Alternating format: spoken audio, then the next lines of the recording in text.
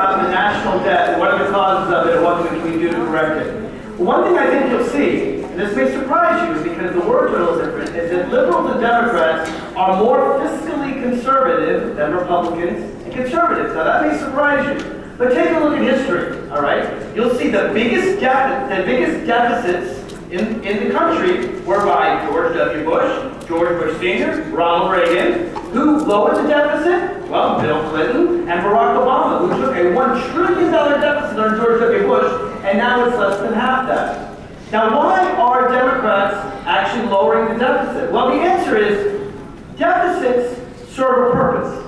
Deficits aren't always bad. In times of bad times, when there's high unemployment, when a lot of people are out of work, that's actually a time when you need government spending. You need government spending on unemployment insurance, you need government spending to put people back to work. Any economist will tell you that's why it works. That's why, by the way, our economy is roaring right now while Europe's is suffering, because they basically refused to spend at a time when they were having a hard economy. That's why they're struggling right now, and we're not. We're doing very well. But when times are good, that's a great time to pay down the deficit. And under Bill Clinton, under Barack Obama, unemployment is dramatically lowered. The times are very good. We can afford to pay all this money back. And this great economy that, again, Bill Clinton, Barack Obama gave us, allowed us to actually lower the deficit. So don't think of the deficit as something that is always bad. Sometimes it's good, sometimes it's bad. The main thing is we owe the money to ourselves.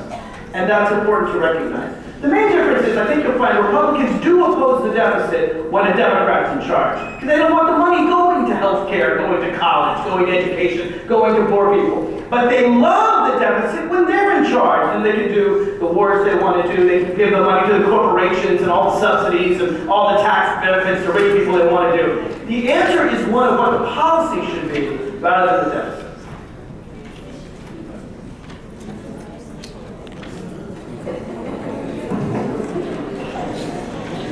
Even a broken clock is right 2 times a day. So, Mark does make a good point when he points out that some Republicans have been bad stewards of the budget.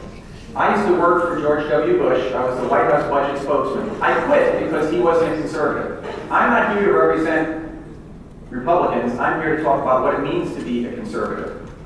Now, what's interesting, since I think you deserve a full picture, is that Clinton, when he was president, for 3 years, the deficit was eliminated for those 3 years. Now, Mark, but again, since he's trying to mislead you, no, I'm serious.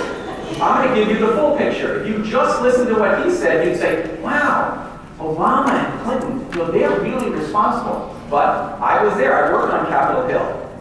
Republicans ran Congress, the House and the Senate. Clinton ran the White House. Together, they balanced the budget for 3 years in a row. That means conservatives can be responsible, and it means Democrats can be responsible. That's the full picture, and I don't think Mark would contest that. But he's not interested in giving you the full picture. He's more interested in just beating up on conservatives and Republicans.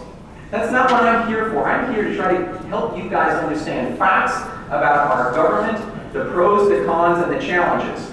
Now, a couple of other thoughts. Specifically, Natasha asked about the debt. We have an $18 trillion debt. It is so large it's incomprehensible. It's easier if you understand what $1,000 is than $18 trillion. Unfortunately, politicians use that to their advantage because no one can really get a grip on it. So, here's the problem, is that when politicians come to Washington, they have to make choices. Just as you have to choose, do I go out to dinner tonight, or do I do some more downloads from iTunes? You have to make choices. Politicians do too. But too often they don't. They just tack it on every year, more and more and more.